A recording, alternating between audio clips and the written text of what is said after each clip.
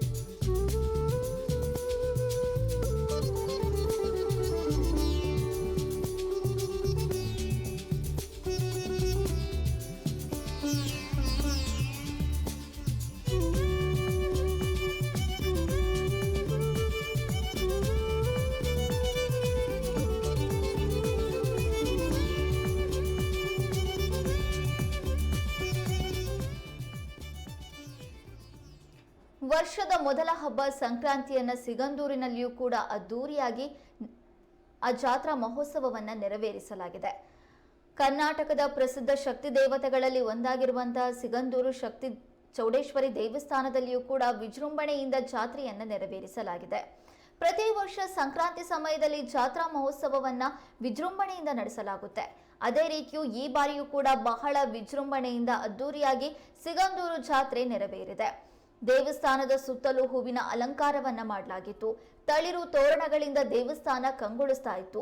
ವಿಶೇಷವಾಗಿ ಹೂಗಳಿಂದ ಅಲಂಕಾರವನ್ನ ಮಾಡಿ ದೇವಿಗೂ ಕೂಡ ವಿಶೇಷವಾಗಿ ನೈವೇದ್ಯ ಪೂಜೆ ಪುನಸ್ಕಾರವನ್ನ ನಡೆಸಲಾಯಿತು. ಲಕ್ಷಾಂತರ ಸಂಖ್ಯೆಯಲ್ಲಿ ಭಕ್ತರು ಕೂಡ ಈ ಜಾತ್ರಾ ಮಹೋತ್ಸವದಲ್ಲಿ ಭಾಗಿಯಾಗಿದ್ರು. ಮೂಲೆ ಮೂಲೆಯಿಂದ ಆಗಮಿಸಿದಂತ ಲಕ್ಷಾಂತರ ಭಕ್ತರು ದೇವಿಯ ದರ್ಶನವನ್ನ ಪಡೆದುಕೊಂಡ್ರು. ಸಿಗಂದೂರಿನ ಧರ್ಮದರ್ಶಿ ರಾಮಪ್ಪನವರ ನೇತೃತ್ವದಲ್ಲಿ ಹಲವಾರು ಪೂಜಾ ಕಾರ್ಯಕ್ರಮಗಳು ನೆರವೇರಿದ್ವು. ಶಾಸಕ ಗೋಪಾಲಕೃಷ್ಣ ಬೇಳೂರು ಕೂಡ ಈ ಕಾರ್ಯಕ್ರಮದಲ್ಲಿ ಭಾಗಿಯಾಗಿದ್ರು.